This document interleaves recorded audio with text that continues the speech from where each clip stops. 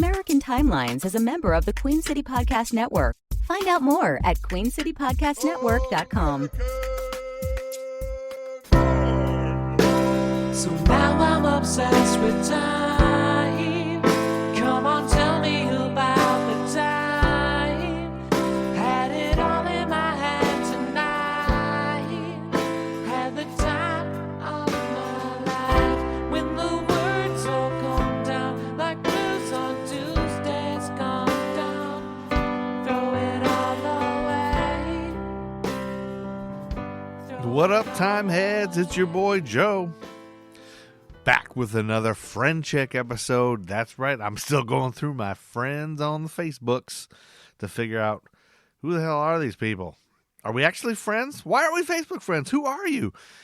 Everybody's got a story to tell. I can't believe how fun these conversations have been when you really actually take the moment to get to know people rather than just superficially on social media. You really get to find out cool things about people and get to know cool people, and everybody's got a story to tell. And this one's no different. Aaron Moody is a guy I know. He's an architect. He's a volunteer usher where I work at the Performing Arts Center I work in, at the theaters. He volunteers at the Queen City Comedy Experience Festival to help things run smoothly, along with his awesome wife, Meg, who is a massage therapist from Minnesota. She's a big Vikings fan. He's from the South. He's a Clemson alum. Clemson alum. Anyway, cool guy, Aaron Moody. We've been friends probably since 2014 or so, or 13 when he got to Blumenthal. He and his wife are great fun to be around. Whenever I see them at the theaters, I make a beeline to them. Always check to see how they're doing. They come and check out the local comedy shows. They love improv. They love stand-up. They're just fun to be around. They're really cool people. And so we really took a deep dive on Aaron. I found out things about Aaron Moody I had no idea. I mean, we talked about global ADA regulations at one point. We talked a little bit about religion and things like that, which can be a touchy subject, but I think we were both respectful about that. We talked about when we had a Netflix special filming for Patton Oswalt and how that went and how that goes in the theater world. We delved in a little bit of that. He talked about meeting his wife, traveling to Antarctica, and even penguin sex. We talk about penguin sex. So you are in for a good episode. Get to know my friend Aaron Moody. Please take a listen. It's a long one. We blather on a lot, but you know what? That's what you do when you have a couple of beers and catch up with friends. And before you know it, we'll be back with more American Timelines regular episodes. I'm going to do a deep dive on Dewey Beard and Audie Murphy with my friend Hunter Brame pretty soon.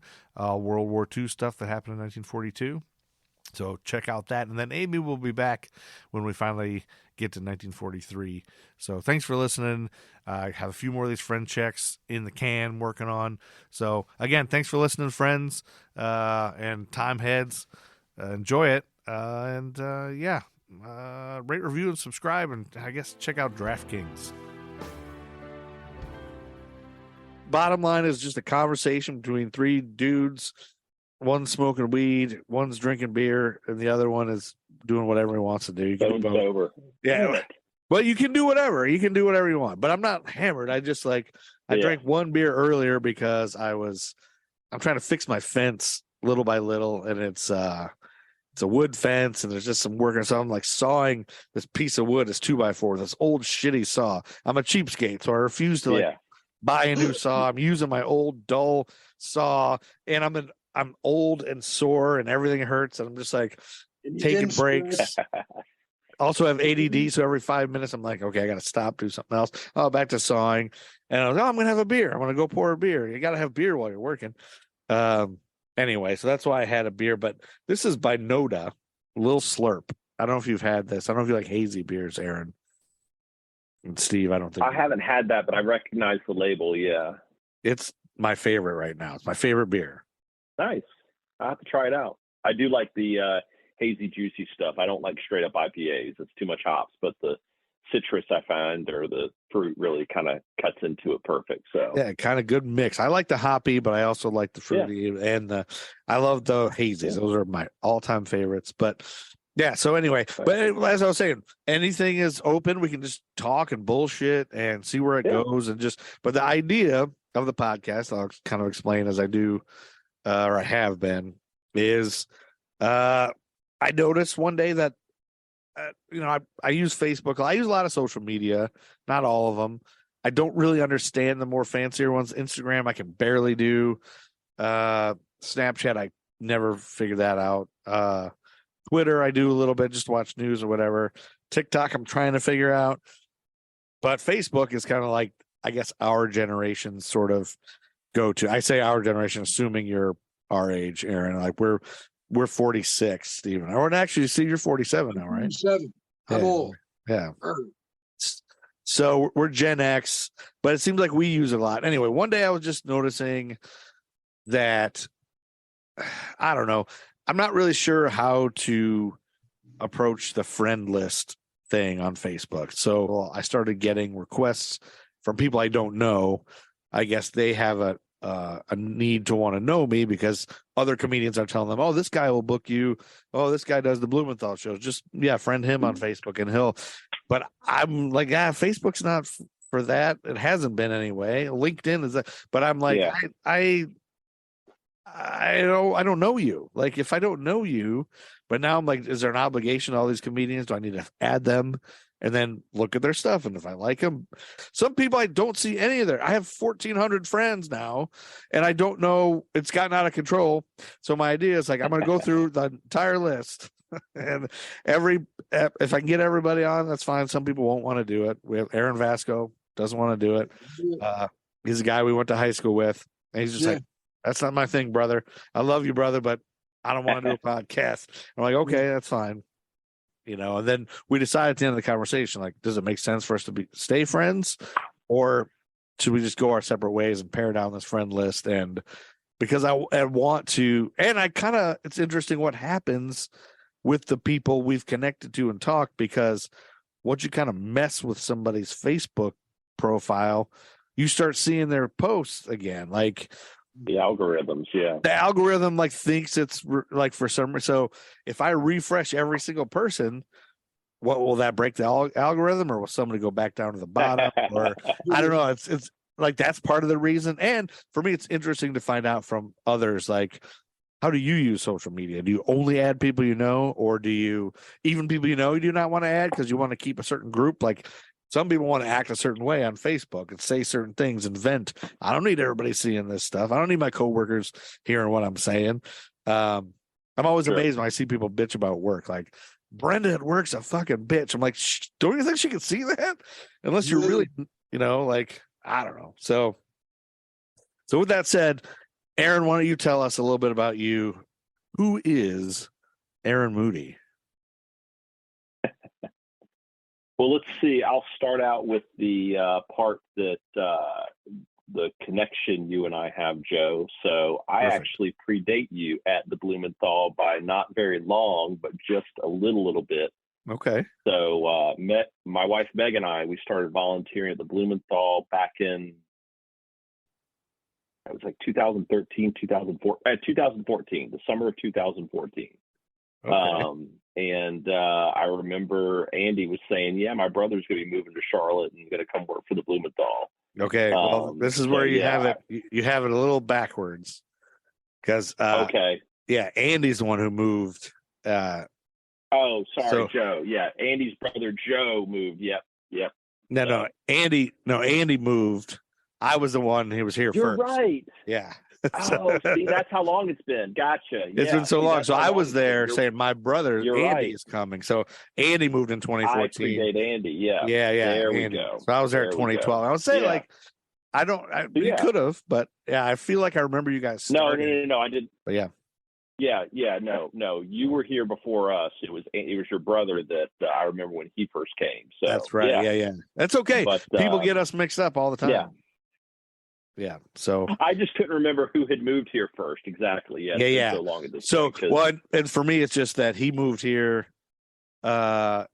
to be closer to this side because my family's up in Ohio. So he's the one who lived out in LA. So I came down from Ohio probably just before you guys started, because if you started 2013, gotcha. I started in 2012, the end of 2012. Yeah. So probably a few months before you. I was probably brand new anyway. But so you became a volunteer usher in Charlotte, but you lived in Charlotte for a while, right? I'd lived in Charlotte for almost 10 years before that. So I moved to Charlotte in 2005, right after college. Oh, okay. And, so you graduated in 2005. Where'd you graduate from? Clemson. Oh, Clemson. You're a Clemson Tiger. Yep. I'm a Clemson guy. Yep. Yes, that's right. So now, is that where you met? One of those, graduated on Friday, moved over the weekend to Charlotte, and been here ever since. Did you have a job? You had a job lined up already? No, I had a apartment. I was subletting an apartment from somebody for 2 months that had moved out a little bit early, so I had a place to crash for the summer while I looked for a job, and interviewed in a lot of places around the area, not just Charlotte. But just in the summer that I was there, really kind of fell in love with it. So when I landed a job or got an offer for a job here in Charlotte, accepted it, and been here ever since. So. Are you at that same job you started at? No. I've definitely hopped around a little bit. So, And I did go back to that job at one point. So. Oh, you did? The original one? Now, Clemson, really quick. And Steve, jump in if you have any questions that pop to your head. But with Clemson, my buddy Rich went to Clemson. He's a diehard Clemson fan. Of course, he graduated way before us. He's I think he was in the high school class of 87 or something. So he went way, but I always like hearing him tell stories of like who he rubbed elbows with, what football players he knew or whatever. So any big athletes that you ever met while you're at Clemson? I never befriended anybody or knew anybody that was on any of the sports teams. The closest thing I had to that was I remember there was a guy on the basketball team that was in the architecture program a couple years behind me. And I remember it was always the ACC tournament, or maybe it was even March Madness, but he wasn't around, even though we had like some big deadlines going on with school. And I remember when I heard that someone from the basketball team was an architecture program, I just could not believe that they were being able to juggle both of those things. Yeah. Because the architecture thing's pretty intense, huh? Yeah. So you probably can't. I couldn't imagine. I mean, even I knew people that were even part of fraternities, and I couldn't imagine with all the obligations there, and then everything you have with school. Because you literally, I think the most unique thing about architecture school in college that differs from a lot of the other programs is you literally have a physical desk in the building, in studio, that you can go to any time of day and work on whatever project you're working on. So, unlike a lot of the programs where you're kind of jumping from class to class to class, but then you're going to study in the library or going back to your dorm room or something like that. Like I literally had a table in architecture school in the studio that I could go to at any time of day. We were usually there late into the evening. So that's wonderful to have that freedom, to have that security, a workspace that's just yours. It's just a wonderful bit. I feel like that makes you like on a whole nother level professionally, almost like you're being prepared way earlier than every other profession. Well, I guess maybe not every other. Well, to be able to maintain a workspace among others. Yeah. Something. Well, you'll learn pretty quick if that's what you want to do or not. I'm sure you're like, if you can't do that, if you can't get to your workspace and do your thing, you probably can't be an architect.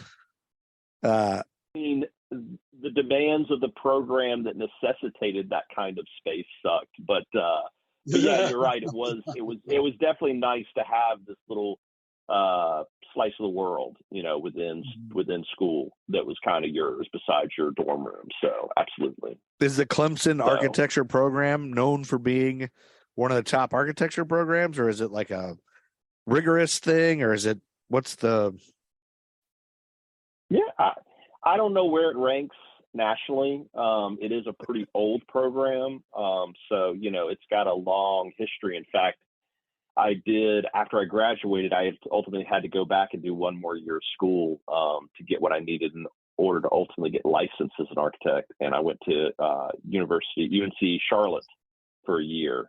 Okay. And that was a much newer program. And it was very interesting to kind of compare and contrast each of those programs and stuff like that. So, but yes, Clemson's has been around for in fact, Harvey Gantt, our former mayor here in Charlotte, he was the first, I don't know if he was the first, but he was one of the first Black students admitted at Clemson. And Really? he was the first to graduate from the architecture program, African American. So I don't know that that's how long it's been around. Yeah. I don't know that I realized he was an architect. I've heard of course, Harvey Gantt. Yeah. Once you live in Charlotte, you have to know the Gantt Center and everything. Yeah. And then I think I met Sonia Gantt is his, I guess, daughter or whatever. Anyway, she was on the news for a while. She's very beautiful. But she's in town and she's a philanthropist and a bunch of things. So, but architecture, I got a million questions with architects. I actually know a ton of architects because I don't know if I ever told you this, Aaron Moody, but I worked at an architecture firm in Chicago for a year as basically a receptionist. I went out there for theater to do comedy and improv and theater, and I just got a temp job. And one of the first jobs I got was at an architecture firm called Hammond, Beebe, Rupert Ainge. I don't know if you've heard of an architect from Chicago named Tom Beebe, but he was like a big deal. He designed the Harold Washington Library and all like a bunch of museums and things in Chicago. Okay. And so I'd have to answer the phone and go, Hammond, Beebe, Rupert Ainge. It was, So Tom Beebe was like their big rolls off the tongue. Yeah.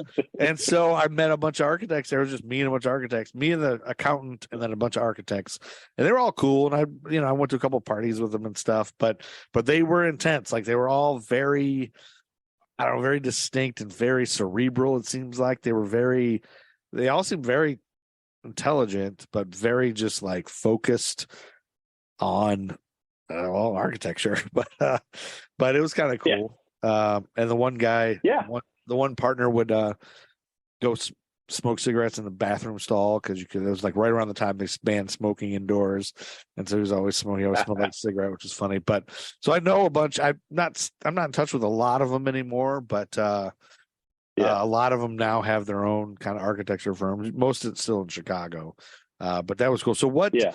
How early did you know you wanted to be an architect? Were you like in high school, like, yes, I'm going to be an architect? Were you junior high? Were you elementary school? Like, I'm born an architect. I'm born to be. It was.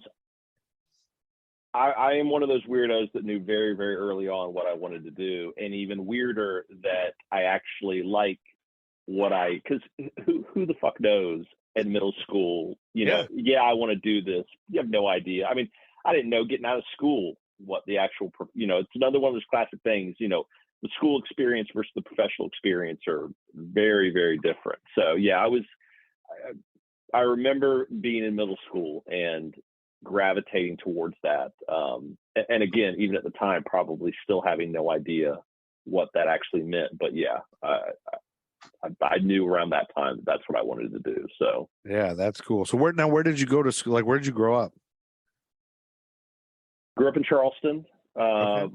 I say born and raised because I was born there, moved away from age like 2 to 10 and lived in a small little town called Greenville, North Carolina. Not Greenville, South Carolina, but Greenville, North Carolina. Yeah, right. Greenville, North Carolina is very small. Yeah. Greenville, South Carolina is also Pirates, if anybody knows. Yeah. Okay. Yeah. So, but then moved back to Charleston and lived there until I graduated from high school and left and never looked back. Never look back. Never go back. Okay, gotcha. Yeah. So you are a Southern guy. Like you were a Southern gentleman through and through. So where on earth did you meet your wife, Meg, who's from Minnesota? I look forward to getting this recorded because this pisses her off so much. But we met at a bar. Yes. Oh, that's right. Yeah. That's right. You guys were telling me that. Yeah. That's right. You were telling me that. But Yeah. for the listeners, I got to pretend I don't know that. So that's right. So you didn't meet her until after you moved to Charlotte. So we found out after we met Charlotte within a year of each other. And in fact, apparently we're both at UNCC there was an overlap in when she was at UNCC and when I was there. And yet it took about 10 years for us to finally cross paths. Oh my goodness. So, yeah, Bad Daddies used to do a thing called Mug Night where you could bring any vessel there up to 40 ounces and they would fill it for the price of a pint of beer. And so we kept every Wednesday, we kept that going for like 2 years. And a mutual friend of ours started coming and then invited her. And I actually remember when I first met that. In fact, she got hired as the receptionist at the architecture firm I was at. Whoa. And shortly after her starting, I remember her saying, it's like, are you single? I've actually got somebody that, you might really be into. And so it took a little while, but yeah, we finally got a chance to meet each other. Finally connected you guys. Yes. Yes. Yeah. So Meg, for the listeners, will be on this podcast too, probably episode 920, whatever we get to the M's. Exactly. Pending the shuffles. Yeah. But we might not get to, I don't know. She's not on Facebook though, right? She is. Oh, she is. But she's and you were talking, I don't remember if we'd started recording at this point, but you were talking about like social media and everything like that. She's definitely, women have to do this. She has to very much restrict her search settings because, God only knows who would come across that. But you'll definitely do one with her. Quite the teaser. I like how you're getting this podcast going and you're teasing people. Hey, stick with it. Yeah. So that's why I really want. That's what I really want to do because I was just explaining to my kids what this podcast. I got to go record tonight. We're doing this new podcast, and they were like, "Oh, you and your dumb podcast." And I explained it to them when I first start the premise. They're like, nobody wants to listen to that. I was like, listen, here's the details. Nobody wants to listen to you talk to your Facebook friends. Like, listen, here's what the thing is, though. Like, we're getting down to business. We're really going to have heart-to-heart conversations. Like, should we really be friends or should we go our separate ways? Does it make sense? Why are we friends? Do we really know each other? And if not, who are you? But this is one where, Aaron, I actually see you probably quite a bit. Well, I won't anymore now that you're retiring from the ushering thing, but I see you as an usher at Blumenthal a lot. I did. And it was always, for me, it's always a pleasure to see you and your wife. That's why Meg is so fun and really interesting what Meg's whole background is. And I don't know if you want to talk about this, but being with, I got to say it right, massage therapy. Because she just told me, I've been calling her a masseuse all this time. I didn't realize that was a negative connotation. She explained to me that calling me a masseuse is basically saying I'm somebody giving happy endings, which I had no idea. I thought masseuse is the name. I thought that's what it was. So apparently that's not okay. So she's a massage therapist. That's a different thing than a masseuse. And I don't know if she wants me to talk about this, but doing the readings, the past life readings and things like that, which you don't get into that, right? I do not. I will happily, she can make up money off whatever she wants to. And I've got no problem spending the money that for people getting their free and stuff like that. But yeah, that's not my thing. So. That's not your thing. So you don't believe in the paranormal?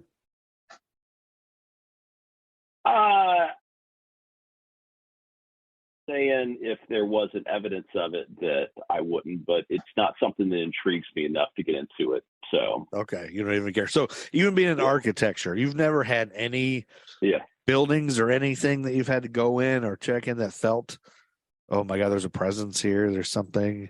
It's creepy.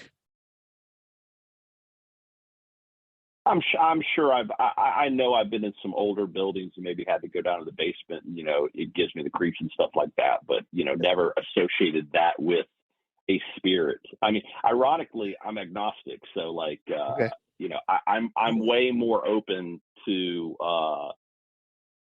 this line of Meg's spirituality than I would have been. I was raised Southern Baptist, so okay.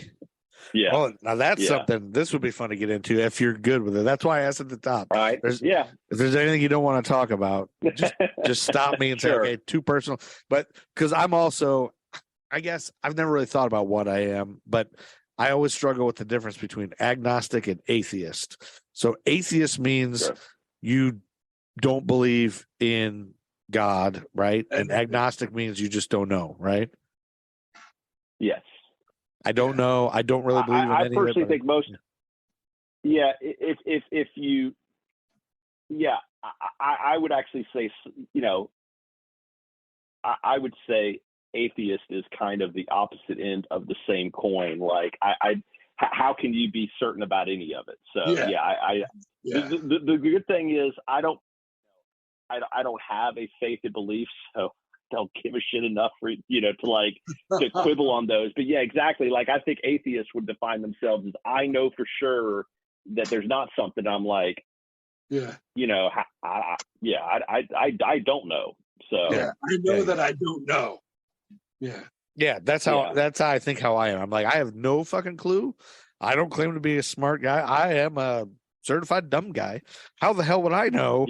But a lot of these religions seem pretty bullshit to me. Like, seem pretty motivated by money and greed and quickly, like, I can see through all of it. It's like, that's really true coming from you who wants my paycheck. Like, of course you're going to tell me I'm going to go to hell if I don't go to your church because you want my paycheck. Like, it's like, even the one, like, my wife and I found one, like, she was really into going to a non-denominational church when we moved to town. That's I can't remember what the name of the type of church it is, but it's like where it's open to, it's like accepting Unitarian, accepting of gays and everybody else. I was like, okay, that should be a good thing. But I still went and I was like, he's still fucking preaching and wanting our money. Like, he's still got to pay it, give him our paycheck. And what does this guy do? He just gets paid to just make up these stories. That's great that he's accepting everybody, but he's still peddling this, what seems to me like a lie. It might not be a lie. Maybe it's real, but there's a lot of holes in it. So it's like, if you showed me tomorrow, I'd be, I'm a believer. If you had a more promising argument, not saying I know what it's not that, it's this. I don't know what it is. Just like you, like, I have no fucking idea. So that said, this is where this might be too personal of a question, but growing up Southern Baptist, was there a moment that changed things for you or made you like done with this, or did you just slowly just kind of fall out of it? Very, very slowly. Okay. That classic thing of, by the time I finally, it's almost like, coming to grips with like your sexuality. If you were, all of a sudden realizing that you were gay, like, you obviously, in that case, it's, something that you were born with, but like, by the time you come to the realization, I think, it's been that way for quite a long time. So, it was very slow for me, and just never, you talked about, like, do you ever go into some buildings and feel anything? Like, growing up, never felt anything. Never, I'd look around, see people throwing their hands up and at crying church and all this stuff. And I'd pretend, and all that kind of stuff, but just never felt that connection. So, interesting. That was probably the first for me, but just, and kind of looking into stuff, to your point, just from a rational standpoint, it just didn't sync up logically. So, by the time I think Meg and I were together when I finally admitted it to myself. So really, oh wow, we were actually looking for a church and to go together because neither one of us was interested in staying with the place we'd been at when we finally got together. And same thing as you, we'd go check out a new church, and I would just, on the drive home, just kind of critique whatever the guy was talking about. And so I think when I finally said, I was like, here's where I am, and I'm not interested in, looking for a church with you anymore. She goes, oh, thank God, because you've been annoying me so much when we leave. So I was like, oh, good. Does she still go to church though?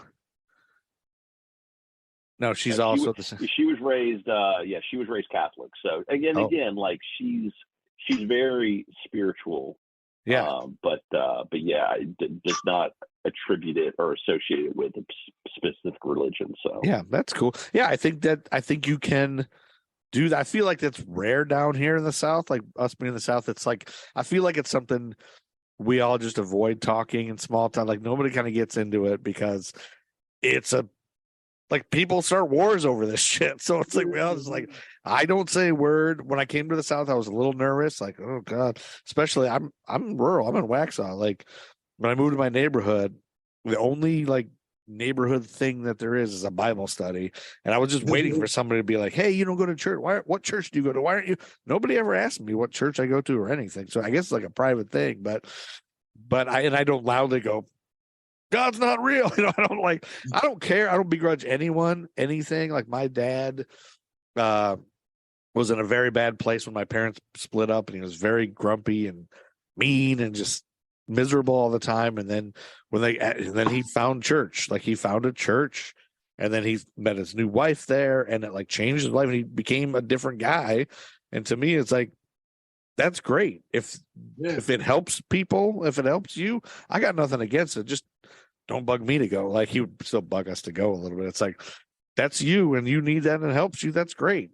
I have beer. Couldn't agree more. Exactly. Yeah. Like if it makes your life better, yeah, then please. But the moment you want to impose your values onto somebody else, especially if your values say that somebody else's values are invalid or wrong, yes, then yeah, that was definitely one of those early things that just never rubbed me the right way.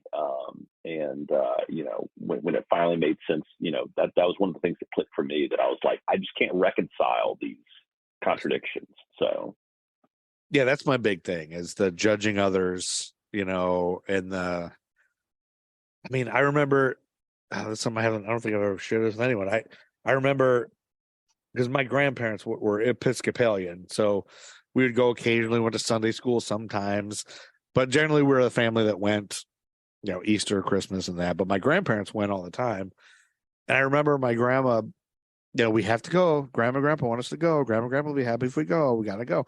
And my mom would drop us off, and then she'd go park, and we'd go meet my grandma. She'd always save the final pew for us, and then she'd come in like, oh, I'm so glad you guys are coming today. It's so nice for you guys to get some church. You know, you guys should come more often. This is, you know, this is good for you. This is good people go to church, all this stuff. And then she like proceeds to badmouth everybody in the church. Like, oh, that's that lady. She's a bitch. Oh, this woman, she's a whore. That guy's a dumbass. Like this. I'm like, wait a minute. This is church. Like, this is all bad things you're saying. Like, you're just like, you're not being a good person. I'm not saying my grandma was a bad person, but it's like, this is bad behavior. And you're in the house of the Lord or something, where it's like, and then I started to understand the concept of people's kind of, I felt like I saw this a lot lately in society and everything. After that is people go to church to feel better about all the bad things they do in the rest of their lives. And it's like, well,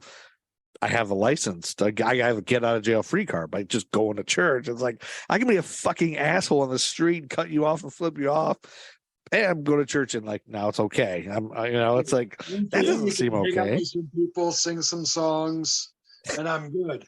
Yeah, doesn't it feel like? I mean, that's how it felt to me. And then I remember looking down, go to a booth. What was that?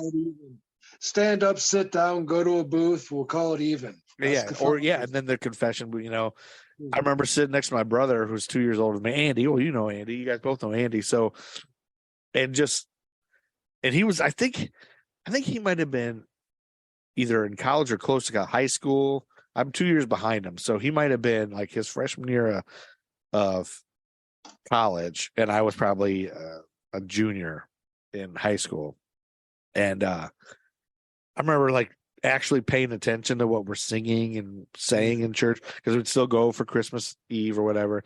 And I just looked at him. I was like, what did we do that's so bad that we're apologizing for? Like, why are we this whole thing? I am bad. You are great. I'm a piece of shit. You are the best. Like, Can it be more like negative towards ourselves? Like, what did we do so bad that we're apologizing for? Did you do something? And he's like, I know it's all bullshit. And then we just like made fun of all. And that's when I like really realized, like, why is this the way it is? Like, who believes this? It was written so long. I mean, and again, I shouldn't say it's like that because it's people are getting offended probably if they're listening to this, but that's just the way I took it. And I, it just doesn't feel right. I don't know. And there's just so much negativity and all the wars and all the like, be like me, believe what I believe, and gays are wrong and all that stuff. And I don't know. I guess that's so that's about religion. So that brings you, exactly. If it brings you enlightenment, makes gives you the incentive to be a better person, then absolutely. I think if it's used from that standpoint, but I think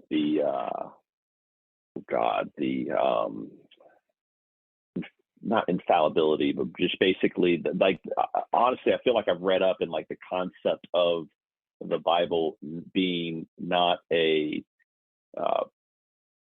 totems and just proverbs of like, advice for how to live your life, but this like absolute infallible direct word of God kind of thing. That's where it kind of goes off the rails and creates a lot of the challenges that we're dealing with today. So, but yeah.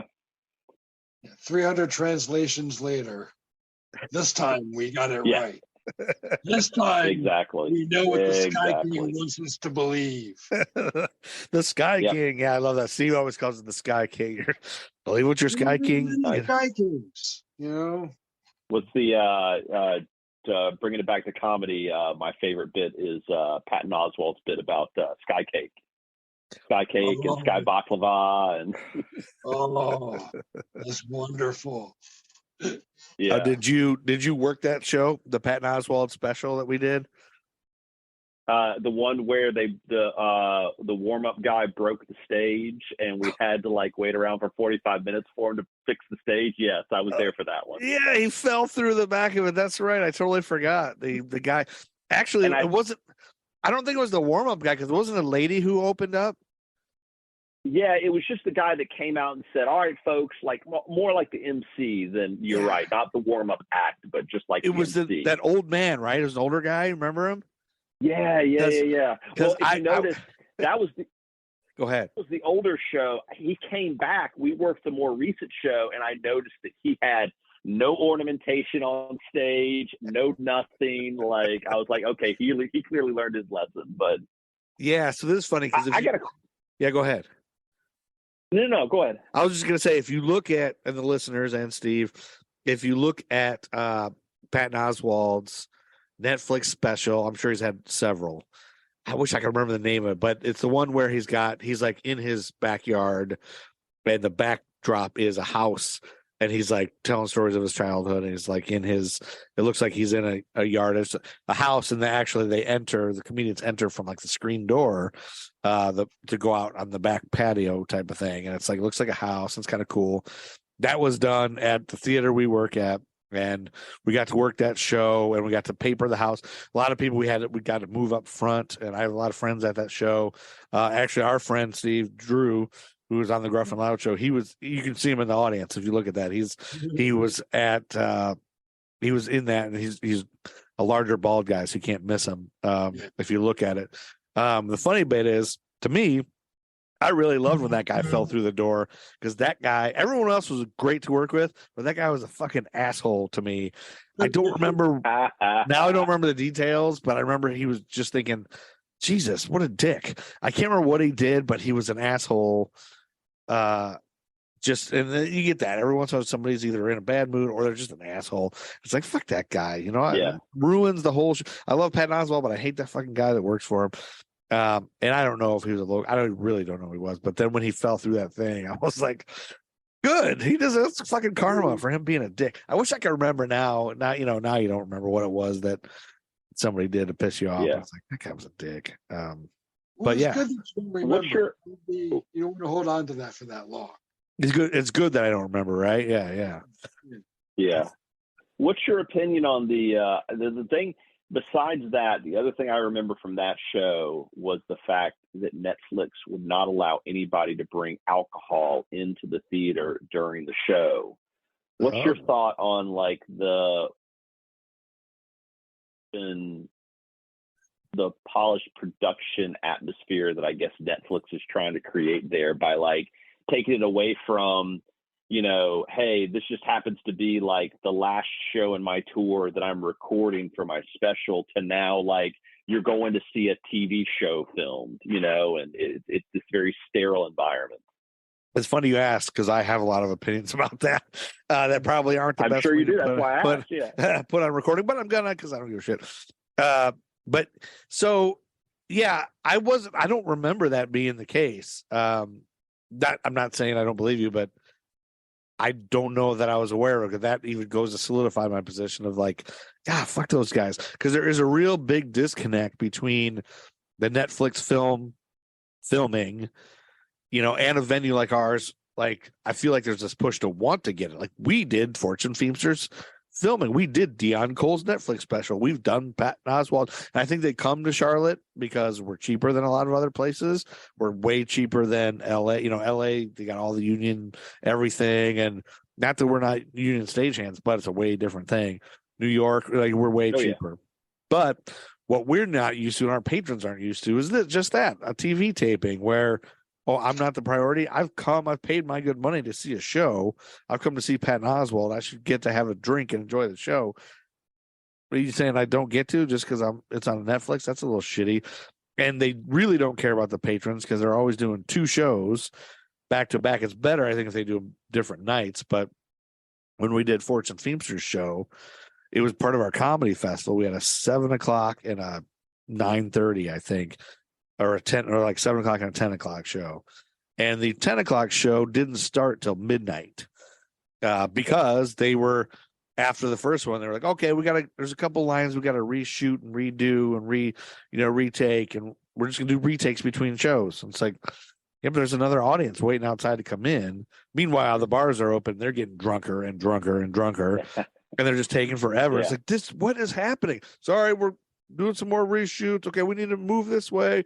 Take that shot again. It's like they're making a film. They don't give a fuck about the people in the audience at all. And we're like, hey, we're a venue still. Like, we have patrons that are getting upset. They're getting irate. They're getting drunk. They're getting tired.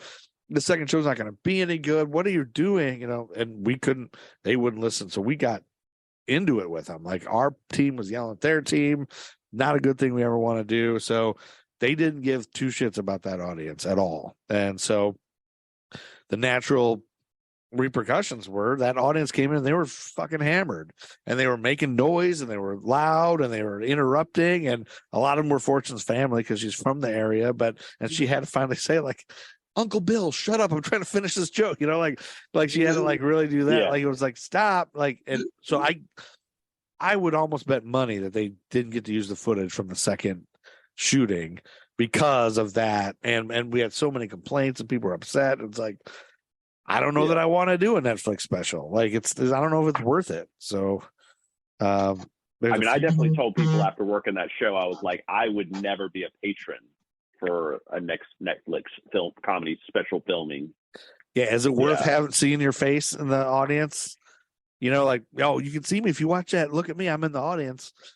Well, it's even really cool to get to, like, we went to see Bill Burr when he filmed his special in Atlanta. And I remember him talking about that he did that because he was trying to do it, you know, where there were unions and it was just, the price was getting crazy. But, you know, it's just cool to be like, to rewatch that special and be like, oh, I was there that night. I was there for that, you know, rather than not even about seeing yourself, you know, on it kind of thing. But yeah, I'd never pay to go see stand-up comedy if it was getting filmed by Netflix after knowing, you know, how sterile environment it is. Yeah, it's just like not genuine. There's just something phony about it. And then I went to, not even thinking about this, I went to the Netflix is a Joke festival in LA just to go to a different comedy festival and see what's going on. And it was kind of the first one they did. It was really big. It didn't dawn on me that every single one of these shows that I'm seeing, spending the company's money on checking all these comedians, is being recorded for a Netflix special. So it was all Netflix specials. And so this one, and they were like, but it's in LA, and audiences are used to this, I think, in LA, because they probably all go to talent tapings. But Sure. I don't know how many shows I saw that they were like, somebody's like, what's the guy's name? Ron Funches. Oh, fucking Ron Funches. Yeah, Ron Funches. I don't know why I always forget his name, because he doesn't look like a Ron to me. Anyway, he was doing a set, and he had like 15 minutes into his set. He was doing like a 20-minute set. 15 minutes in, they're like, his voice overhead goes, okay, cut. You're like, cut? Like, this is a live show. Like, okay, Ron, we're going to need you to leave the stage, and okay, we're going to introduce him again. Everybody act like this is the first time we saw him, and he's going to come out and do it again. We forgot to start recording, so we got to start over, like, or something. Like, what? And so he had to do his first 15 minutes all over again for the same audience he just told the jokes to. Like, so we all had to pretend like we hadn't just heard those jokes. For stand-up, that's awful. Once you hear a joke, like, even if you've heard a joke already like a year ago, you're like, I already heard that. It's not funny anymore. Yeah. You know? And that's one of the reasons I don't like doing stand-up is, like, to get good, you have to do the same set over and over and over and over, like night after night after night. And to me, after I say the same thing 3 times, it's not funny anymore. Like, is it even funny? Like, I don't even know where the joke is anymore. Like, I don't even want to say this anymore. So it's like old. Yeah. So I don't know. That's my opinion about the whole thing. Like, it's there's 2 different things. There's live shows and there's recordings, but I guess you have to have an audience there, so I'm not sure how to do it. Laugh track. Let's go back to laugh tracks, like Scooby-Doo. Like, very obvious laugh. Exactly.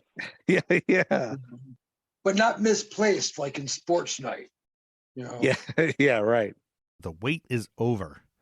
DraftKings Sportsbook, an official sports betting partner of NASCAR, is now live in North Carolina. That's right, nothing but NASCAR listeners listening to American Timelines. Now you can legally bet on all your favorite sports anytime, anywhere, right here in North Carolina with DraftKings. North Kakalaki, baby. For a limited time, new customers who sign up with promo code QCPN and bet $5 will receive $250 instantly in bonus bets. That's promo code QCPN for Queen City Podcast Network. DraftKings has the best features, including same-game parlays, player props, and more with fast and easy payouts right at your fingertips.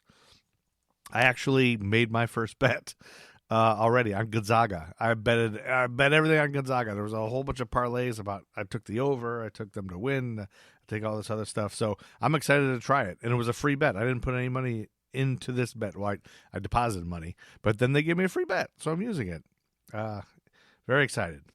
Download the DraftKings Sportsbook app now using code QCPN and bet $5 to get $250 instantly in bonus bets. Only on DraftKings Sportsbook with code QCPN. The crown is yours. Gambling problem? Call 877-718-5543 or visit morethanagame.nc.gov. 21 plus, North Carolina only. Bonus bets expire 168 hours after issuance. Deposit and eligibility restrictions apply. Terms at DraftKings.com/sportsbook/NC. NASCAR is not a sponsor of this promotion and used under license. Steve, do you have Netflix? No, I do not. No Netflix. No Netflix for you. No streaming whatsoever. No, any of the streamings. Well, I mean, obviously my internet connection might not be able to handle it. Yeah, that's true. If you do ever get Netflix and you look at Fortune Feimster's Sweet and Salty, the first one, my name is in the credits at the end. Nice. Because they asked me as they were leaving.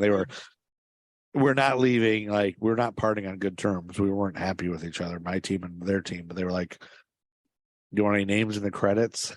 I wanted to say, fuck you, no. But I was like, oh yeah, put our names in there. Like the 3 people that you were just screaming at, let's put our names in there. So but yeah, you got screamed at for shit that wasn't your fault and actually hurt you. So fuck yeah, you get your name in the credits. That's it. Yeah, it was just like, I don't know, it's just a thing. It's like but there's things I think we could put in place. Like, so if we let people know, hey, this could be a long night. This could be like, I guess we just didn't realize the extent of the delays that there would be. So I think how do you pitch that to a venue? Hey, this is our plan. No venue's going to agree to that. At first, I imagine the reason why people in LA are used to it is that they do fill out those clipboards. You do run into that shit. I was lucky enough to know people that told me how to avoid it. Oh, that's right. You lived in LA. Yeah. So I would think that, and everybody in LA is an actor or a comedian. And, like everybody out there is trying to get in the business. A lot of people feel like that's, you ask them what they do and it's not how they make money. Right. So that was my limited experience. It's like, what do you do? It's like, well, I'm an actor and a singer. It's like, okay, can you get me a drink? I mean, it's that joke. Yeah. Yeah. Yeah. That's interesting. Yeah, I don't know. That's like a whole nother like tangent thing. So got you on your soapbox. Well, but I think you can avoid that by emailing people like, hey, don't even bill it as a Patton Oswalt show. Bill it as a Patton Oswalt taping. Unfortunately, sometimes we don't know till the tickets are sold that it's going to be a taping sometimes. But then you can just pitch it as a congratulations, you get to be part of. Yes, but if you want your money back, because you don't want to sit there and see the jokes over and over and possibly delay it up to an hour, then please, go ahead. But so that might be a thing. There's somebody else I think we're looking at, but I'm not sure who. I probably can't say it anyway. But so that's a good way. As we got way off track there, I don't remember how we even got to, except that you like. So Aaron is an usher for a performing arts center, a volunteer usher, just retired. Just recently retired. He and his wife, and they are the fun. Thank her for her service. Thank her for her service. They are fun ushers that thrive in the comedy festival scene, because a lot of times there's like meet and greets and stuff, and you need an usher who's going to stay late and hang out and help guide everybody through that. And they're both really good at that. And then you guys support a lot of the local comedy shows. I see you guys at a lot of those. And it's always fun when you see the Moody's. Oh, the Moody's are here. This is going to be a good night, because they like to laugh and they're just fun people having a drink. And so just like very cordial, like just fun people to be around. So we always love when the Moody's are around. So that's always a blast. Like you guys were at that comedy show we did a month ago or so, and I saw you guys out there drinking wine. I'm like, oh, the Moody's. The improv night, improv night. You guys seemed, and you were like participating and giving suggestions and stuff, and so always good to have you guys there. So it's gonna be, we'll really miss seeing you guys. So that's why I'm glad you guys are gonna come back for the comedy festival, and just keep in touch with me, and I'll keep bringing you back. Well, and we're looking forward to being patrons for a little while, because obviously we wouldn't attend a show as a patron if we've already gotten to see it by volunteering. I mean, that's the perk of getting to volunteer, but we've already got tickets for 6, and we'll come to Charlotte Squawks, and obviously want to work the comedy festival. So we'll still be around, but thankfully get to do it as patrons. And you get to go home when the show's over. Not have to clean up anything and have a couple drinks during the show. So I think that's the best too. So cool. Okay, you went to Clemson. You grew up in South Carolina. A little bit North Carolina. You're an architect. Do you know who Mies van der Rohe is? Yeah. Oh, yeah. Is that like something? Did you have to do like reports on Mies? Am I saying it right? Is it Mies van der Rohe? Mies van der Rohe. Yeah. Boom! Dropping the architect knowledge. Boom! I'm impressed. Absolutely. Yeah. No, he was definitely one of those. There were architecture history courses that we had to take in school, and he's obviously on the list. So less is more is his big term. Okay. When we did a trip to Chicago and New York while we were in school, and so seeing his stuff was definitely one of the big things on the list. So okay. But at the same time, it's funny, there are people that even after school, make architecture their life, and they'll go to like architecture film festivals and stuff like that. I mean, I had to do something for a living. I figured I might as well do something that I love doing, but it is not like this all-consuming thing for me. So it's funny, like some more newer architects, like, oh, do you know who so and so is? I'm like, no, I don't. So, yeah, he's classic enough that I definitely know who he is. Okay, so I had to do. The only reason I know that name is when I worked at that architecture firm. Yeah, that the president Tom Beebe was. It was so weird because the other one, it was Hammond, Beebe, Rupert, Ainge. Gary Ainge was the last name in there. He was the guy who did all the like talking to the peons. Like he hired me at the temp agency, told me what I'm supposed to be doing, and then Rupert was the guy. Rupert Ainge. Rupert was the guy just smoking in the bathroom. He didn't really talk to me at all. And then Beebe was like the big wig. He was like the president of the firm. Like it was his firm. Hammond was dead, I guess, already. So it was Hammond, Beebe, Rupert. Beebe was, he would just talk on the side of his mouth like that. And he was just like a short, bald guy he looked kind of like, who was the villain in Big Lebowski? Charles Durning. Charles Durning. He reminded me of Charles Durning. Like, just like nice. Just kind of angry man. Like, man, he would never talk to me. And then one day, I mean, he maybe said 2 words to me the whole time I was there. One day, and I was early on. It was like maybe my second week there. He just comes by with a yellow notepad and just slams it on my desk and then walks away. And I'm like, okay. And I look and he's like, got a bunch of handwriting. It's like 4 pages of just his handwriting. I'm like, did he forget this, or did he? What's this supposed to be? And I can't remember if I had to ask him. I think I had to go follow him with it. Be like, did you forget your notepad? You left this here. He's like, no, I need you to type that up. I was like, oh, I'm supposed to type this up? I was like, yeah, okay. In Word and Microsoft Word, good for you. Like I was like, type it up where? Like, what do you? And it was complete chicken scratch. Like it was all just like squares and dashes. So I was like, what the hell is this? But it was something about Mies van der Rohe. It was like a thing about Mies van der Rohe. And I was like, but I didn't know what it was for or who it was for, what Mies van der Rohe was. So I was like, what's this word? Miesvand. Mies van der. Like I couldn't even tell it was I was like, what is that? And the internet wasn't really a thing yet. This was 1999 or 2000, and so the internet was like new. You couldn't just like Google everything. Google was new. I was like, I don't know what the fuck this is. Like, what's Mies van der Rohe? And he's like, Mies van der Rohe, famous architect. Well, don't you know anything? I'm like, no, I don't. I don't know anything. I'm an actor. I didn't go to school for this. Yeah. No, I just happen to fucking work here. And it was really, for me, it was hard working there because there was all these young architects that were the same age as me, like right out of college, their first job. And I'm like their peon that they're giving, hey, go get us some coffee, bitch. They didn't say that to me, but I was like, and I was really jealous of them because I was like, you chose a career path. Yeah, on time. Like you graduated college and have a career path. I chose theater.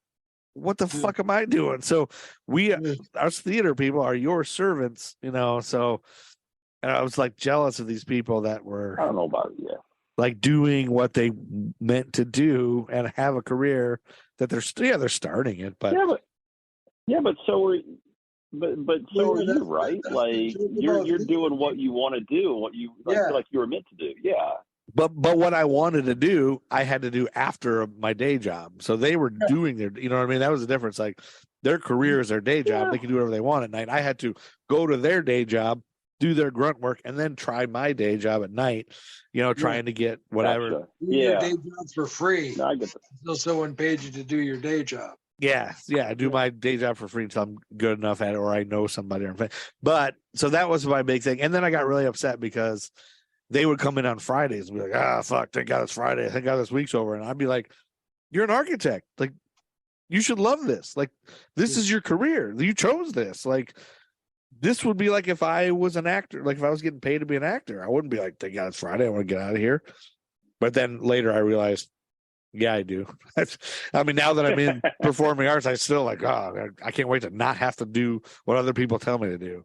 And I can just do whatever I want. So it's like in my head, I was like, oh, if you do what you love, you'll never work another day in your life.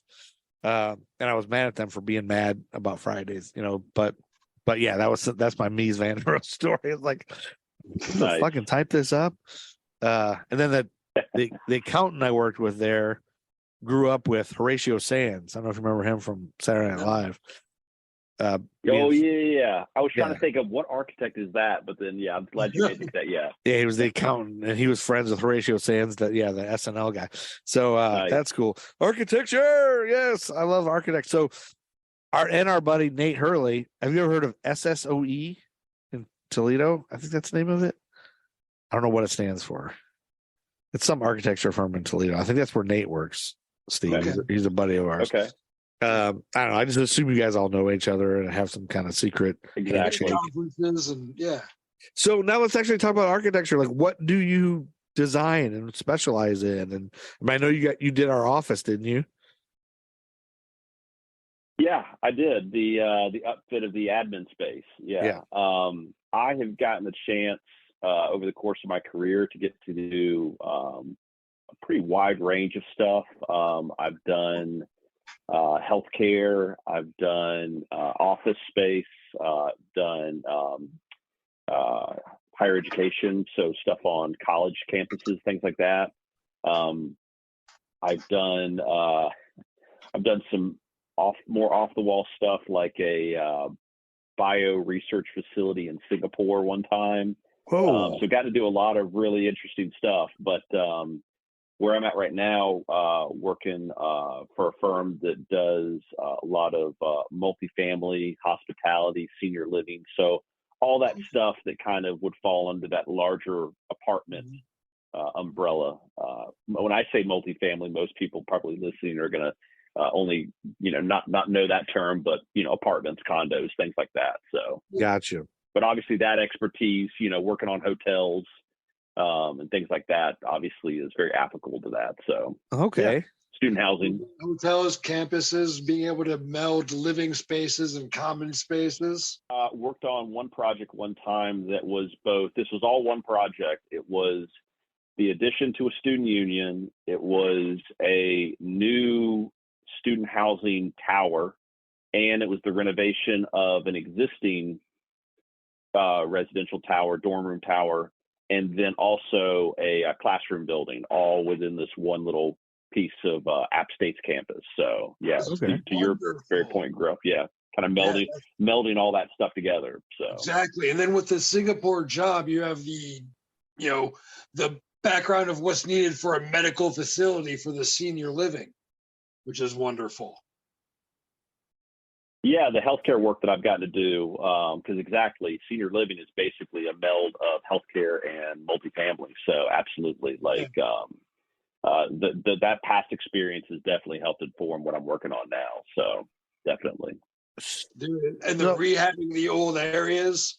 Think about rehabbing all the dead malls in America to senior living facilities. Yeah. Oh, there's the firm I work for now, one of the things that they specialize in is converting malls, the property that is a mall, into a larger, development with mixed use, multifamily, shopping, retail, office space, all that stuff. So that's fucking beautiful. It's completely, the bones are laid so it can be expanded upon. That's wonderful to know that's happening. Yeah. Oh, yeah, absolutely. I think even now with a lot of the office space emptying out, there's a lot of people looking at how can you convert a office building into multifamily. Yeah. Exactly. I was reading an article about an old high school that they converted into housing. I can't remember where, but yeah. Yeah, I've heard about some projects. I mean, those classrooms, it's really easy to break those down into either that classroom's big enough to be an apartment, or maybe you split it in two and it's smaller. But it's basically it's a double loaded corridor, so you can and with windows on both sides. So school would be a really easy thing to convert to apartment. Water is the next thing. Plumbing would be the hardest thing to put in there, I think. Yeah. So I've got 19 questions now.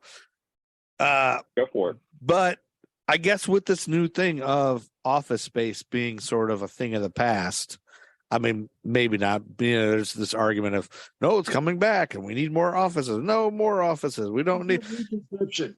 What's that? It just needs to be a reconception of office. Yeah, it feels like right now most people are doing hybrid. Most people are coming sometime. I think we have yet to settle on what the future will be, but it doesn't seem like. Completely agree. It seems like the days of the downtown office buildings where everybody coming down to town, having their lunch, and then going back seems to be over. No, it's definitely changing for sure. Or over for a while. I guess they come and go. So what is your, do you have sort of what does your intuition tell you the next 10 years or so is going to be for I don't know if you have to get specifics, uptown Charlotte, but the downtown area of bigger cities. Is it just that these office buildings are going to become condos or apartments or what do you see? Other things I don't know if I've yet gotten any clear indication of what the future holds for the real urban core, like in the case of Charlotte, the area surrounded by 277. I was reading listening to some podcasts recently about how much San Francisco's hurting right now because they had such an influx of tech companies into the downtown area.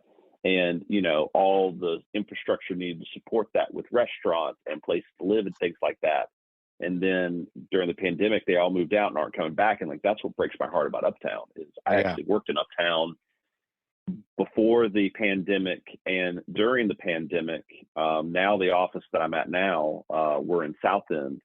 But, coming out of the pandemic, I mean, it broke my heart because there were so many restaurants that had to shut down. I would go grab lunch for the places that were open. And I mean, they were just, the degree to which they were struggling, because, business was slow and people weren't willing to work with them and stuff like that. And so I to this day, I don't feel like Uptown has really, maybe the evenings have recovered, but during the day, for those working in downtown, it still hasn't recovered. Ladder Arcade's not full.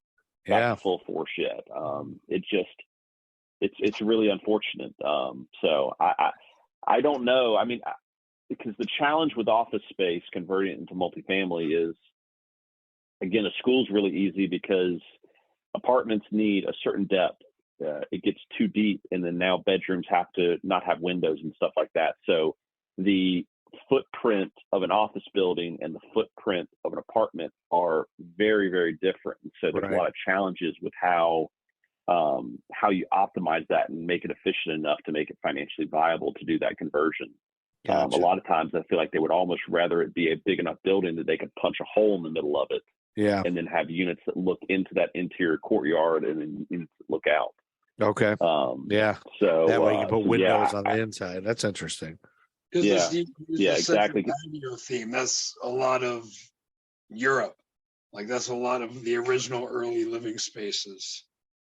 But here's a thought. Absolutely. What the using open office spaces and buildings, turning them into some sort of green battery for the city space, like the use of water reclamation, internal filtration systems to try to clean it up a little bit. Maybe, something simple like solar panels or the solar covers on the windows. So your urban infrastructure is actually putting back in the grid. What do you think the viability of that is in 10 years? I think it's all about the battery technology. I think the PV panels are certainly to a level of efficiency that it's viable, but it's just how do you, how can you cost effective, build up enough batteries to store that so that, because it's all about reliability and consistency. And I think that's the real thing with a lot of the sustainable stuff, like, wind farms are great as long as you live near a wind farm. And I think that's probably why a lot of, I hear a lot of stories about like places in like the Dakotas, are like there's cities in the Dakotas that are becoming like tech hubs. Yeah. And I'm sure, a lot of it is like cheap energy out there and stuff like that, but, and very affordable, obviously. But, yeah, the sustainability stuff's really challenging because you'd think that it would take off more, but every time I've ever at least been involved in a project that's tried to implement those strategies, it seems to be more for marketing purposes, and it doesn't seem like they're doing it because, oh my gosh, if we implement this in the long term, we're going to save so much money. It hasn't hit that tipping point, it seems like, where it makes so much sense. Why wouldn't you do it? That's what it's going to take.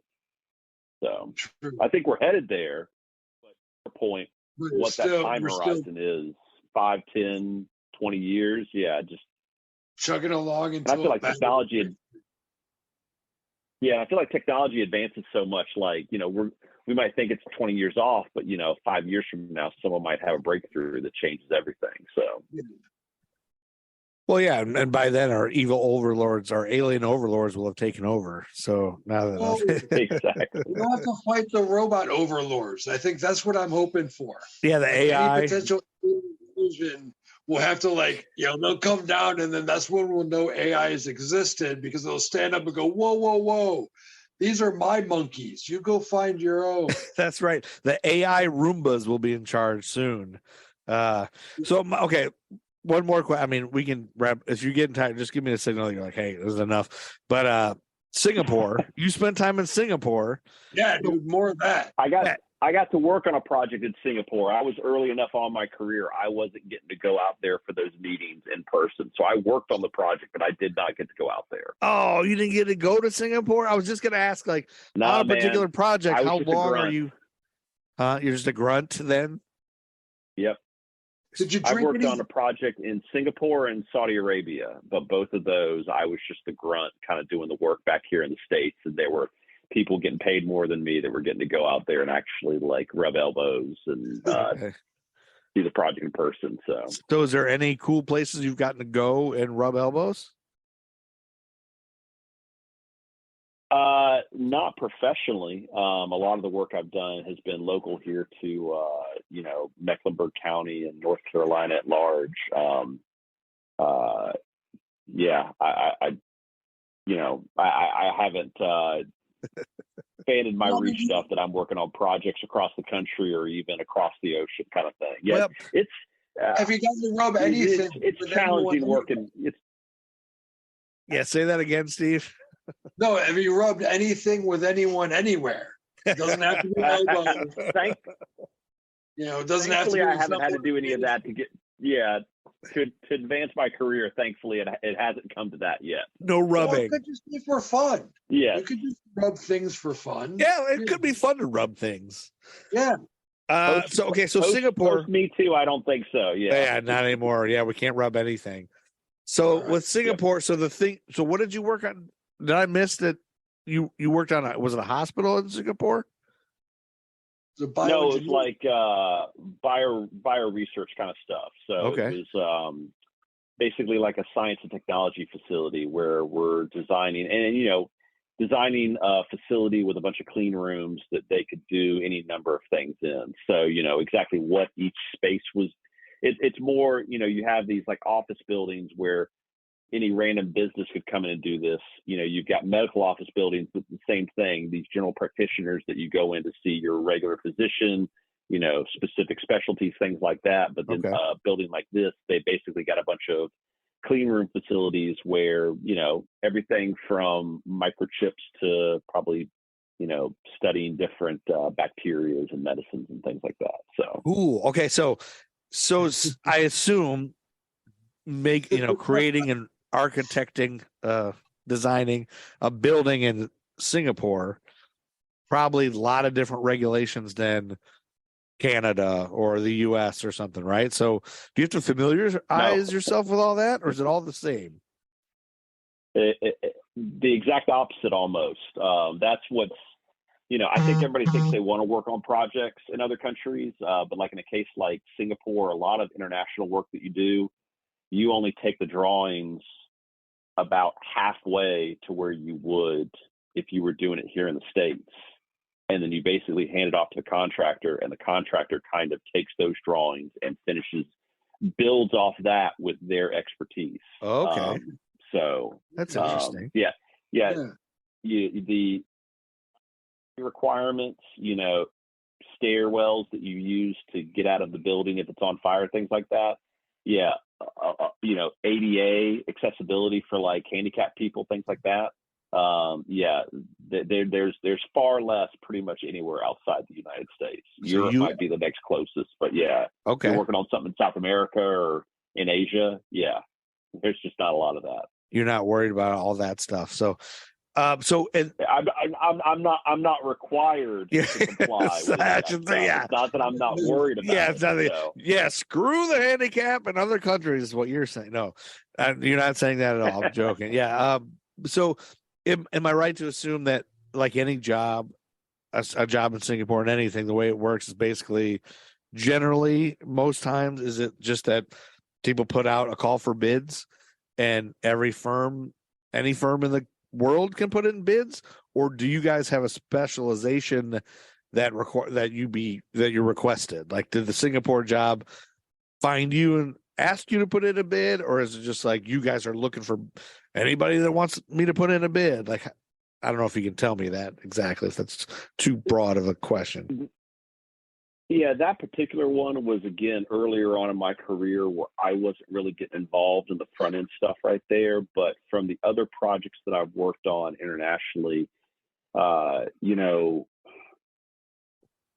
there really is no consistency, because the two things that are going to require a bid, if you do any work that's government related, has any government funding, obviously they're required to have an open bid, open proposal process where anybody theoretically has a shot at it. Gotcha. And the only other time would be if it's a big company or corporation where they have procedures and protocols where they require whoever's running on their behalf to solicit for a number of bids to ensure that they're getting the best price. But for as many of those as I've done others where it's just about relationships, and someone comes to you and says, I know you, I know your quality, I know you can get this done, and you don't have to necessarily compete for it. They're just like, I want to work with you. So like in any business, a lot of consistency. Yeah, exactly. Yeah. Interesting. That's awesome. Yeah. I'm so fascinated by that architect. So do you consider yourself sort of like not Greg Brady, who's the dad, Mike Brady? Yeah, Mike Brady. Like, are you Mike Brady architect, or are you, there's got to be another architect in sitcom history. Come on, Steve. What? An architect in sitcom history? Nope. Besides Mike Brady, he's the only one. It could be cartoon. I mean, was there an architect you saw growing up? Like, I want to be Mike Brady. I want to live in a house with a lovely lady. Of the Brady Bunch, but honestly, I don't recall, of the few episodes I've seen, I don't recall one where I got a sense of, for some reason in my head, I'm thinking maybe he was a single family architect, so definitely didn't want to do that. It was something that he could support a big family with, so there's a sense of security. I have no idea what he. I just remember him being at the big drafting table. He was an architect. Yeah. I assume that was right. Ted Mosby from How I Met Your Mother, he was an architect. Oh, okay. So yeah. So, does that make you enjoy that show more? Are there jokes non-architects don't get? Like, other than like a Frank Lloyd Wright thing or something? Is there like, does he use architect? Oh, yeah, tell us some architect jokes. From what I recall, they didn't scratch the surface too much on the architecture world, that I felt like they were making jokes that I was like, oh, I'm the only one getting this because I'm an architect. Well, there's other architects that probably watched it, Yeah. Yeah. Two architects walk into a bar. Yeah, I don't know any good architect jokes like I would know like lawyer jokes and stuff like that. So How many I would just be architects taking does the it lawyer joke? How many architects does it take to change a light bulb? Yeah. What do you call a bus full of architects that good start? Wait, a bus full of architects That's at the what? it's a lawyer joke. What do you call a bus full of lawyers that drives off a cliff? A good start. Oh, a good start. Yeah. So I think you, at least Yeah. on my end, you cut out for a second, so I didn't hear the punchline. Yeah. That's Yeah. awesome, man. This is a lot of fun, man. I think I could talk forever about architect stuff. Like I got so many questions. I enjoy the Architectural Digest little YouTube videos. That's why I think the thing about this that seems to be kind of presenting itself is the more Steve and I talk to people, we talk to people that have like do interesting shit and they don't seem to think it's that interesting. But to us, it's like, holy shit, I've never got to talk to an architect before. So tell me about this. Tell me about that. So is there any like what's your favorite thing you've created? Like, do you have something you were like real proud of? Like, yep, I fucking did that church. See that fucking church? Like I did that. line in a window, just like it's setting up a perfect, like the way the sun hits a fucking common space, something like that. Yeah. Something simple. Yeah. Anything that gives you a boner. Yeah, or just a slight encouraging. An architect boner. Architect boner. So it's a metaphorical hard-on. It's not a legitimate hard-on. It's not Sure. I made that. Nope. I got to actually work on a building on Clemson's campus, so that was pretty cool to get to kind of work on something that now when I go back to Clemson, I'm like, yep, I got to work on that. Yeah. And that's then cool. The one that I got to kind of really take the lead on down in Pineville, Atrium's campus hospital down there. There's a medical office building that they finally built right there on the corner, and it's got some really cool sunshades that we did a really cool design with. That was the one that I was the lead architect on that one. So cool. So that's something I go to Pineville every once in a while, and I can brag. Now I know the guy who did that. You know the guy that cool sunshade. I know the guy that did that. Boom. Go to Google Maps, get a picture of it. Slap it over. Well, I'm just gonna make my kids drive there. Actually, I have a buddy who drives there. Our buddy Drew. He goes to Pineville Tuesdays and Thursdays for his daughter's volleyball. So I'm gonna check that out. Shit. We know the guy that made that. And I want to go to Clemson sometime. I want to go to a Clemson game sometime. And I'll be like, oh, what was it at Clemson that you designed? Can you say, or is it a secret? That was another one of the. I can't think of the name. Obviously they name it after somebody, but it was another one of those like bioscience research buildings. It was over near. I think it was past the library, out like you're heading to the golf course, like heading in that direction. But but yeah, I won't know what any of that means. I'll just pick a science building and say I know who made that. I'll text you the name of it. Your friends, you can like reach out to them when you're there. It's like, hey, I'm. Oh, that's true. Yeah, I can take a picture if I ever go there. I'm like, hey, Aaron Moody, which one of these is it? Yeah. Man, this was fun. I guess but what did I do? So Steve, I got to apologize to you because last time I made this list of questions that I asked the last person, and I thought they were my original questions. And then I was listening to an episode of You Made It Weird with Pete Holmes, his podcast, which I love. And he was like, oh, so you can pick any of these questions. Have you ever seen a UFO? Have you ever seen a ghost? Have you ever seen all my questions that I had put down for this podcast? I'll have these were all the questions that I've heard him do, and I subconsciously absorbed them. And I thought it was my idea. Nice. This is what we'll do every episode. So now I'm not going to ask you those unless you've seen an alien and you want to talk about it. Have you seen a UFO? Have you seen an extra-dimensional being that you're not sure of? Nope. Do you think Steve Gruff here might be from another planet? Probably not. Yeah, I remember from the Men in Black show, they were like all the aliens and stuff like that. I'm not saying Steve looks like an alien, but if we found out later he was, I'd be like, yeah, I could buy it. Okay, well, thank you for that. I appreciate it. All right, Aaron Moody, who do people tell you look like, or you remind them of? What celebrity do you get? I'm thinking Brad Pitt. Growing up, like this is when I was like maybe like 10, early teen kind of age.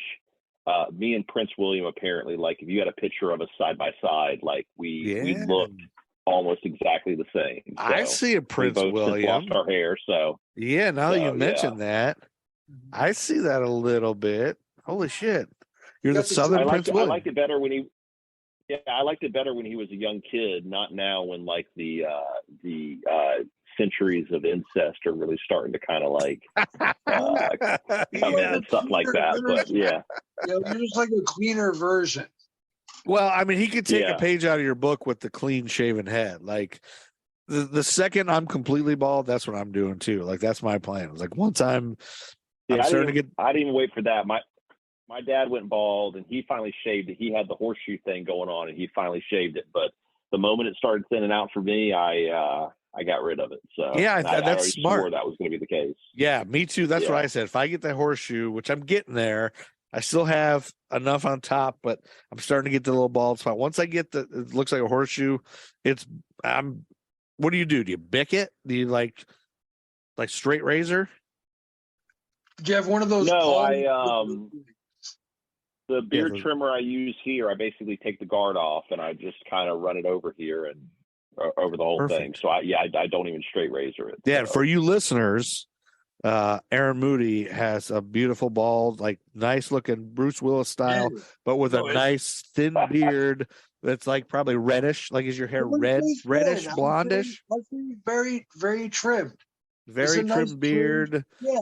He's a good looking man. He's definitely better looking than both of us. Well, how else would he woo Meg Moody? Like exactly. He knows what she likes, and not everybody can just woo a Meg Moody. No. It takes a lot. Steve, I can't wait for you to meet her. She is a blast. Like she is just. I mean, the mood. What's that? I'm looking forward to episode 985. 985, yeah. I mean, the Moody's are like they really are great, and they form like Voltron into the coolest Ushers. Like they're just good people to be around. Like it's just like they lift your spirits. You're like, oh my God, Moody's are here, man! I gotta stop what I'm doing. It's funny we say that about you, Joe. Like if we're not like volunteering, not like in the best moods, and Joe shows up, I was like, well, I can't be in a bad mood in front of Joe. So well, that's friendship right there. Yeah, they're like my Moody's will be like I'll be walking through a full lobby. I'm like, I just gotta get out of here. I just gotta go home. And I'll see the Moody's like across the. But fuck, I gotta go see a Moody. I gotta go say hi to one of the Moody's. And my first question to each one of them, whichever one I see, is like, "Where's Meg? Where's Aaron?" Yeah. Making sure they're both there. The other Moody. The Moody's are great. All right. Well, this has been almost 2 hours. So unless Aaron, you have something else to really drop on us. Some kind of secret that you're a murderer or you've committed a crime or you're going to flee the country or you're in the mafia. What, Steve? Or if you're still a Baptist. Or if you want to go back to the Southern Baptist Church after talking to us. But we do have to ask, we're obligated to ask, do you want to remain Facebook friends? Shall we remain connected? See, that was just what I was going to ask him. Like, are we still friends, Joe? So, yeah, I think Joe, I think we're better than Facebook friends. Yeah, we're better than better than a Facebook. Yeah, I do consider. Yeah, a lot of these folks. It's like some of these people will be like, I really don't know you. Like, tell me about you. But I consider us friends. Yes, I think. Yeah, you're definitely somebody I go and talk to and know outside of work, and so yeah, I think, of course, it makes sense. Like. You're somebody who, although I will say, I was not aware that you were in Alaska, which is that where you came back from, Alaska? Antarctica. Oh, I get those mixed up. Antarctica's There's a bit of a difference. That's a big of a difference. Yeah, Alaska's up here. Antarctica is like, they're both cold. I've always got it mixed up. So Steve, remember when I first was reaching out to him, I was like, I don't know if this Aaron Moody guy, you don't know him. I don't know if he's going to do it. He hasn't answered any of my messages. I guess he's not interested. And then I Facebook stalked him a little bit. And I think I found because Meg posted a bunch of pictures of you guys in Antarctica, but she didn't post them. She didn't post them until you got back. And then you were like, "Hey, I'm sorry, I've been out of town." And then I was like, "Oh, here's all these pictures." Like, it's proof that he really wasn't in Antarctica, so he can't I can't, be mad at him. Can't be mad. Yeah, so that's shit. I should have spent all this time asking about Antarctica. So, how long were you there? Meg, and what highlights? Give me the highlights.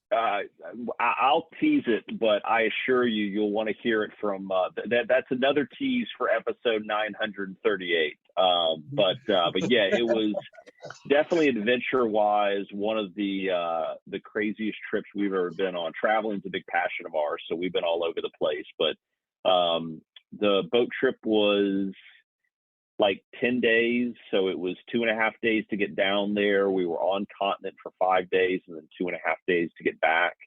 I think just getting to be in an area where so few people on the planet have actually gotten to go to, as travel has become more and more accessible to be doing something that so few people have actually gotten to do and interact with the penguins and the seals and the whales and all that kind of stuff. Just see that wildlife so up close and stuff that's just not very used to human interaction and stuff like that was that for me just was definitely the part that was the most worth it. So that's awesome. Did you get to club a seal?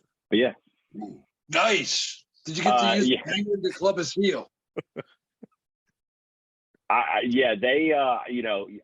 will say I wouldn't have wanted to do that anyway, but that was the thing that was really wild was the protocols they had in place to make sure that, we weren't bringing anything from the boat or from our stuff onto continent or even stuff from the continent back onto the boat and stuff like that. And I've got a video at one point, we were kind of walking along, if a penguin started to walk in front of you or a seal started walking in front of you, you had to stop and you basically were stuck there until it made by. It got the right of way. Oh my gosh, that's awesome. Yeah, they did not screw around about that. They took that stuff very seriously, as they should. So. Wow, so somebody somewhere cares about the wildlife. So wait, I just want to make sure, Steve, that I heard your question right. Did you ask him if he used a penguin to club a seal? Yes, I did. Yes, I did. I thought that's what you said, but with the phone connection, got to cut out a little bit. No, I will say, Steve, if one of those leopard seals had been charging me, I would not have felt bad about grabbing a penguin and throwing it at it to distract it. So that's good. That's circle of life. That's just that's already part of the day. The circle of life. Did you get to see any penguins having sex? No, because they not part of the trip. We were there, you talked about, was it cold? And actually, because it was winter here, and so down the southern hemisphere, it was summer. So it was only down to 32 degrees. So it was just right at freezing. So we were visiting Meg's family in Minnesota, it was tens of degrees colder in Minnesota than it was when we were in Antarctica. So it wasn't that cold. Yeah. But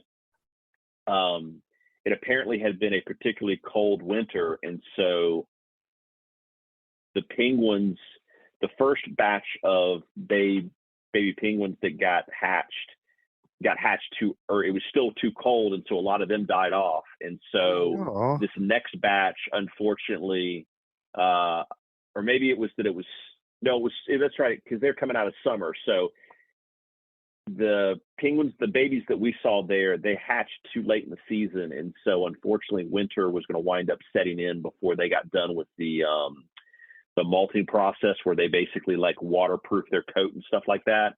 And so we're on one of the excursions one day, and the ornithologist or whatever, a bird scientist was saying, none of these babies are going to survive. And they're like, what do you mean?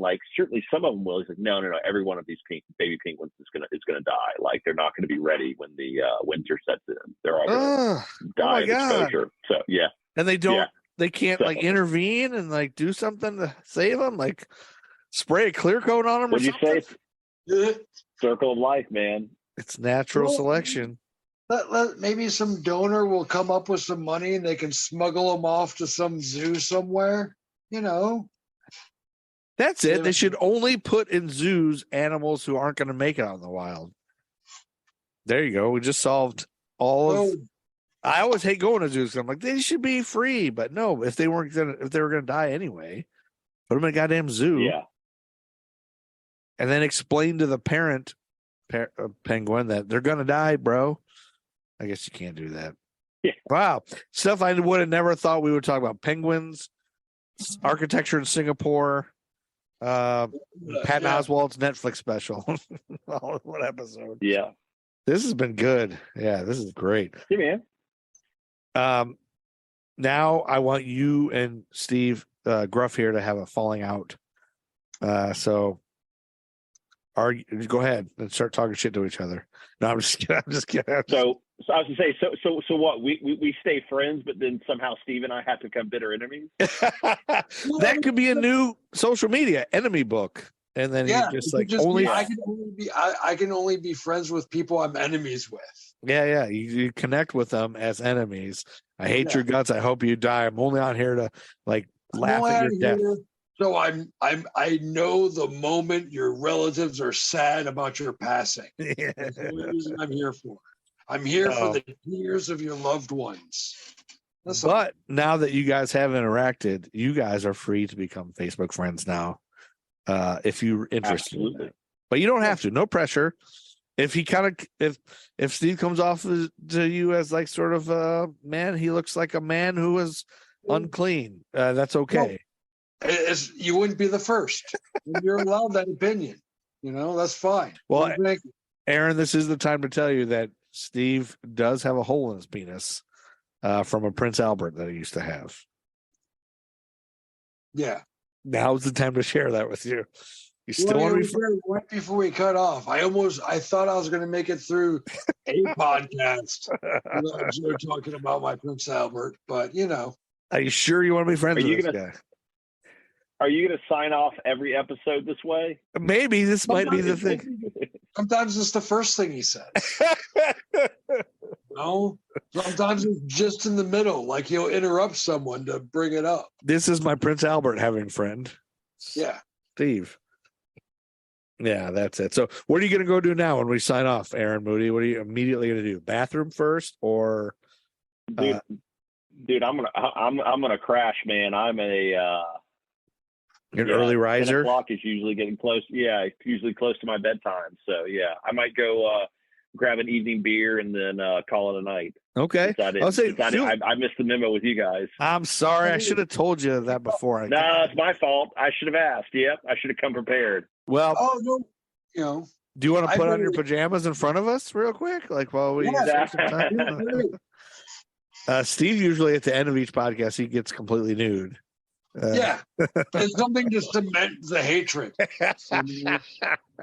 Just kidding. I'm good with Joe just telling me about the Prince Albert and not actually having to see it. So, seeing it.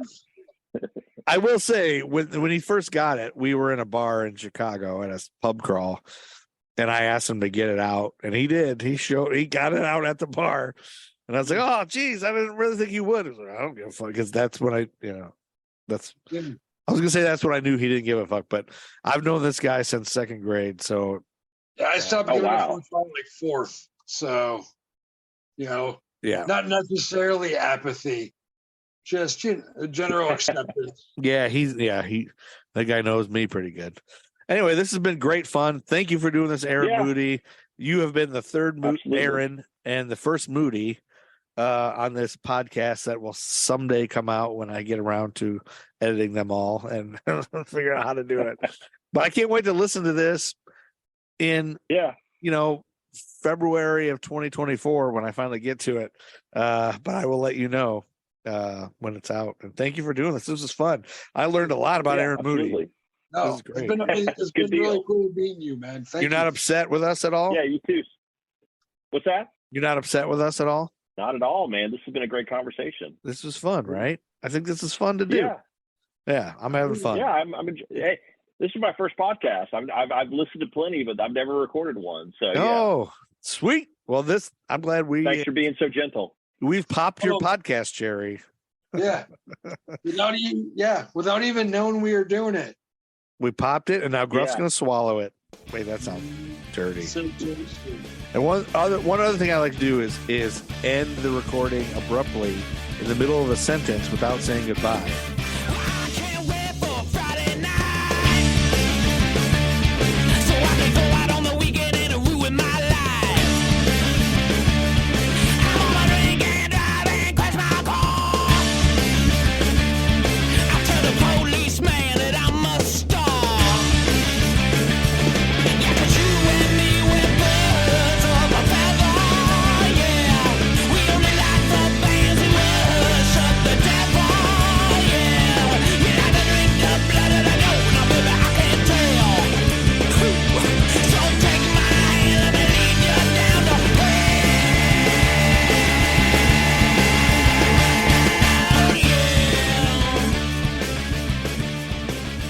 Matt Truman Ego Trip is the greatest band of all time. Buy their music.